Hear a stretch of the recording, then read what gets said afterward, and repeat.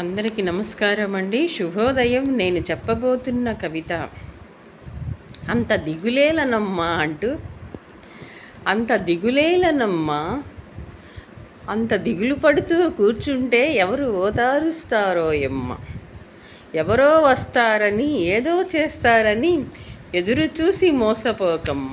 నీ కష్టమే నీకు శ్రీరామ రక్ష, నీ కష్టమే నీకు శ్రీరామ రక్ష, అక్కడే నీ కష్టమే లక్ష్మి అంటాను నేను.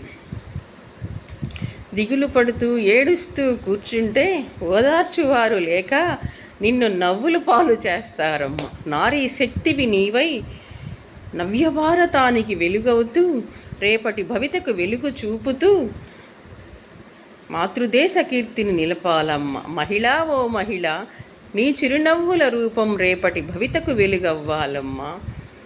ఏడుస్తూ ఎక్కి ఎక్కి ఏడుస్తూ పక్కింటి వాళ్ళేదో అన్నారని ఎదురింటి వాళ్ళేదో అన్నారని బాధపడుతూ కూర్చోకమ్మా.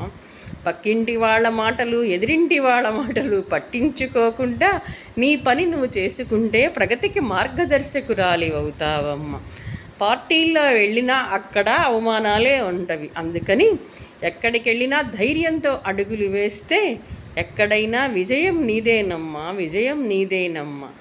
నువ్వు రాసే రచనల్లో ఎన్నెన్నో అవమానాలు పొందుతావు, ఎన్నెన్నో రివార్డులు సాధిస్తావు. ఆ అవమానాలు వచ్చినప్పుడు కుంగిపోకుండా, అవార్డులు వచ్చినప్పుడు పొంగిపోకుండా ఉండాలమ్మా. మహిళా ఓ మహిళ, దిగులు పడుతూ అలా కూర్చోకమ్మా. నారీ శక్తివై నవ్యభారతంలో వెలుగవుతూ నందమూరి ఆశయ సాధనకు వెలుగులు విరజిమ్ముతూ కళాకారుల ఆశయాలకు ఊపిరై నిలవాలమ్మ. ఆ కళాకారుల కీర్తినే నిలపాలమ్మ.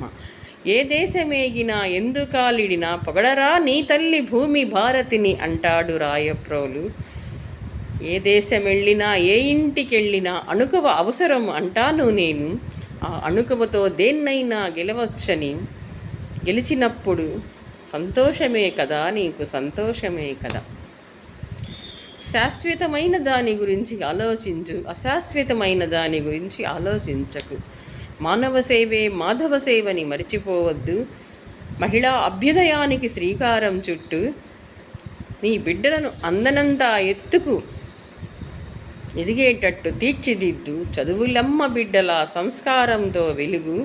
ఏడుస్తూ మాత్రం కూర్చోకు, తల్లిదండ్రుల ఆశయాలకు ఊపిరై నిలువు. తారకరాముని దీవెనలు నీకుండగా భయమేలనమ్మా ఓ భారతీయ మహిళ, ఓ భారతీయ మహిళ అంటుంది మాధవి సహజ కవయిత్రి, గుంటూరు. అంటే ఇది అందరికి కాదు, కొంతమందికి కొంతమందికి అందరికి కూడా కొంతమందికి బాగానే వర్తిస్తుంది ఈ కవిత. నా ఉద్దేశం భర్త లేని ఆడబిడ్డకి ఇది.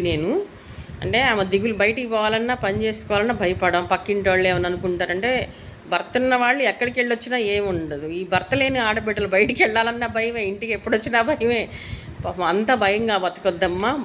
నువ్వేంటో నీకు తెలుసు కాబట్టి నువ్వు ధైర్యంతో అడుగులు వేయి అని చెప్పటం నా ఉద్దేశం. నిన్న మా బాబాయ్ గారు అమ్మాయి చిన్న వయసులోనే చనిపోయాడు. అమ్మాయికి కూడా వాళ్ళ పాపకి హెల్ప్ కోసమని వచ్చింది తను.